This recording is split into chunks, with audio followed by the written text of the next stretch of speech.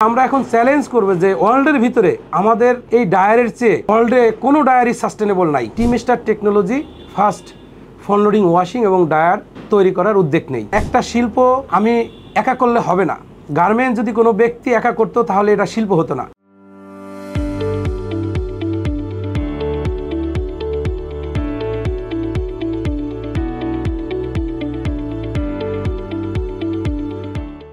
Team star টেকনোলজির সবচেয়ে hit product এটা হচ্ছে front loading washing machine and front loading dryer machine, যেটা বাংলাদেশে সর্বপ্রথম টিম স্টার টেকনোলজি তৈরি করছে এবং বিগত বাংলার 53 বছরের ইতিহাসে এই ধরনের কোনো উদ্যোক্তা তৈরি হয় নাই এবং এই মেশিন তৈরি করে নাই। মূলত এই মেশিনের বৈশিষ্ট্য যে এই মেশিনটা ইউরোপিয়ান মেশিন। আমরা যেটা তৈরি করতেছি, আমাদের দেশে যারা ইউজার আছে অতীতে দেখা গেছে যে তারা মূলত ইটালি থেকে, স্পেন থেকে এবং লাস্ট টার্কি থেকে এই মেশিনগুলো ইম্পোর্ট করে।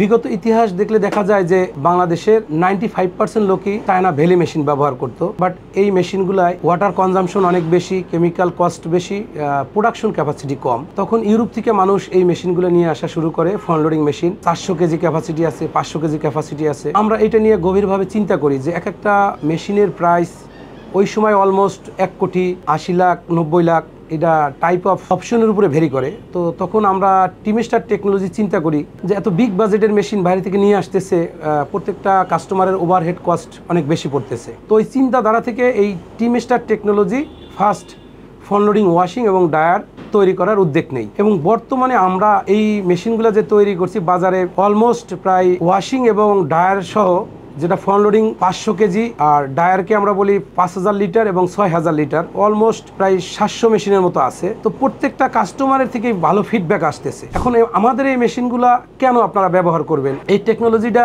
ইউরোপিয়ান টেকনোলজিটাকে ফলো করে কোথায় কোথায় ডেভেলপ করা যায় সেই ডেভেলপগুলো আমরা করছি এবং কিভাবে এটাকে সাস্টেনেবল একটা প্রাইজে নিয়ে আসা যায়। মেশিন তো সাস্টেনেবল হবেই, আপনার electric consumption, water consumption, chemical consumption, timing, পাশাপাশি প্রাইজের দিক দিয়ে কতটা সাস্টেনেবল করা যায়। তো সেই ক্ষেত্রে আমরা যখন উদ্যোগ নেই, মেশিন তৈরি করি, দেখা গেল অলমোস্ট ইউরোপের মেশিনের চেয়ে 50%, কিছু কিছু ক্ষেত্রে 60%ও ভেরি করে প্রাইস। তখন কাস্টমার এই জিনিসটাকে প্রথমে চিন্তা করে যে আসলে বাংলাদেশের মেশিন ভালো হবে কিনা। যারা প্রথমে আমাদের মেশিন ব্যবহার করে, ফার্স্ট আমরা বাংলাদেশে সেল করি হামিম গ্রুপে সেল করার পরে নাসা গ্রুপ, তারপরে প্যাসিফিক জিন্স, তারপরে আমরা সেল করি ন্যাচারাল ডেনিমে, আমরা সেল করি স্কোয়ারে। তারা কম্পেয়ার করে দেখতেছে যে কাজের quality similar but price difference 60%, তাহলে কেন নয় আমাদের এই machine? Electric consumption similar but water consumption কিছু কিছু জায়গায় আমাদের আরো সাস্টেনেবল তাদের চেয়ে। দীর্ঘ 1 বছর এটা নিয়ে গবেষণা করার পরে এই ফ্রন্ট লোডিং ডায়ারে আমরা এতটাই স্টিম সাস্টেনেবল করি যেটা আমরা এখন চ্যালেঞ্জ করবো যে ওয়ার্ল্ডের ভিতরে আমাদের এই ডায়ারের চেয়ে ওয়ার্ল্ডে কোনো ডায়ারই সাস্টেনেবল নাই। জ্বালানি কস্ট আমাদের ফ্রন্ট লোডিং ডায়ার মেশিনে অনলি 160 কেজি স্টিম লাগে, আর সেখানে ফরেন ডায়ারে, আমি কোনো কোম্পানির নাম বলবো না, ইউরোপের ডায়ারে লাগতেছে 280 কেজি। অলমোস্ট 60% এনার্জি সেভ আমার মেশিন এবং তাদের মেশিনে 60% এনার্জি বেশি ব্যয় হচ্ছে। তো এখান থেকে দেখেন আসলে চেষ্টা করলে আমাদের দেশেও ভালো ইঞ্জিনিয়ার আছে, অভিজ্ঞ টেকনিশিয়ান আছে, সম্ভব। তো এখন আমি এই কথাই বলবো যে টিম স্টার বাংলাদেশে সর্বপ্রথম ফ্রন্ট লোডিং ওয়াশিং এবং ফ্রন্ট লোডিং বিগ ডায়ার নিয়ে আসছে। এই ডায়ারগুলো এবং ওয়াশগুলো অত্যন্ত কোয়ালিটি সম্পন্ন এবং সাস্টেনেবল এবং প্রাইজের দিক দিয়া খুবই রিজনেবল প্রাইস। তো আমি সবাইকেই রিকোয়েস্ট করব যে আসেন আমরা দেশকে ভালোবাসি, দেশের অর্থনৈতিক উন্নয়নের ক্ষেত্রে আমরা এই দেশের মেশিনগুলো পারচেস করি, তাহলে আমাদের দেশের অর্থনৈতিক সচ্ছলতা বাড়বে। বৈদেশিক মুদ্রা যেভাবে আমরা গার্মেন্টসের মাধ্যমে নিয়ে আসতেছি সেই মুদ্রাগুলো সাশ্রয় হবে এবং সেটা রিজার্ভ বাড়বে। একটা মেশিন ডেভেলপ করার চেষ্টা করতেছি যে লো লিগার রেশিও এখন যেটা করতেছি তার চেয়েও বেটার, যে সিঙ্গেল ড্রামের আমরা একটা মেশিন নিয়ে চিন্তা ভাবনা করতেছি যে এখানে কোনো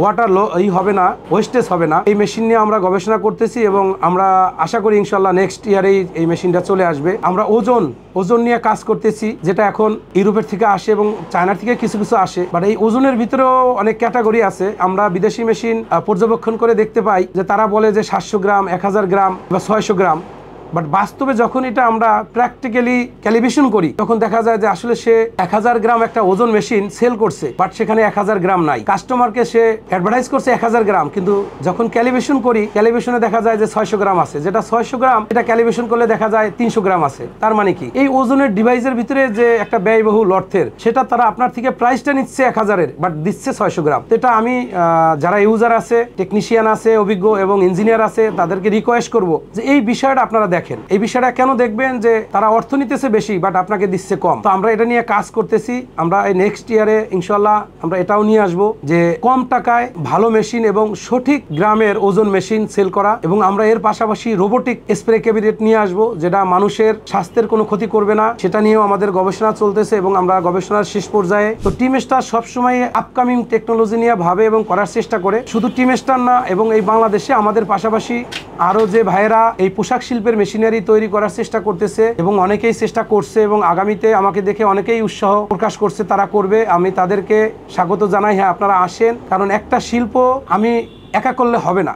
গার্মেন্ট যদি কোনো ব্যক্তি একা করতো তাহলে এটা শিল্প হতো না। তো যদি আমার মতো এরকম অন্য অন্য ভাইয়েরা এই শিল্পতে ইনভলভ হয় তাহলে এটাকে আমাকে একটা শিল্প হিসেবে আমরা এই দেশটাকে প্রতিষ্ঠিত করতে পারবো। তো আমি সবার কাছেই রিকোয়েস্ট করব যে আসেন, আমরা সবাই মিলে দেশটাকে কিভাবে ভালো রাখা যায়, কর্মসংস্থান সৃষ্টি করা যায়, দেশের অর্থনৈতিক সচ্ছলতা ফিরিয়ে আনা যায়, সবকিছুর মূলে সবার চেষ্টা এবং সরকারি সহযোগিতা একান্ত কাম্য। আমি এই দেশে যারা শিল্প মন্ত্রণালয়ের দায়িত্বে আছেন তাদেরকেও রিকোয়েস্ট করব যে আপনারাও এগিয়ে আসেন, শিল্প উদ্যোক্তার পাশে দাঁড়ান, সবাই মিলে আমরা এই শিল্পটাকে উন্নয়ন করি, দেশের স্বার্থে কাজ করি।